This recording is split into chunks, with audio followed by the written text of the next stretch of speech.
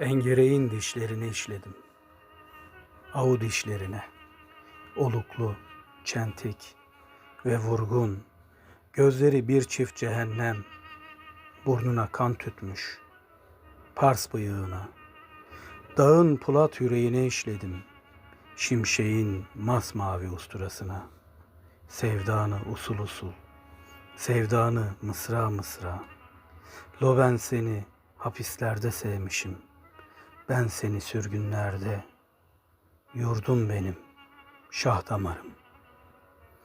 Yücende buzul ve kar, maviş dağ tavşanları, gün vuranda alaran, zemheri yılanları ve yakut bir hışımla öyle çakılan, sonsuzluğun yakışığı kartallar. Başım gözüm üstünesin, suskum avazım üstüne, adından başka silah, yazgından başka günah, daha yazmamış hiçbir gizli dosyada, hiçbir açık kitapta.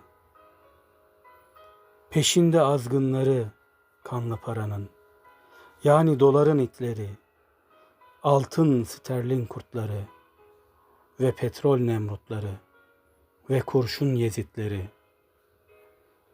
Kaçgunda, kaçakta, can havlindesin ve çocuk ölüleri parçalanmışlar, daha süt kokuyorlar ve anne ölüleri incecikten, gencecikten, açık hepsinin gözleri.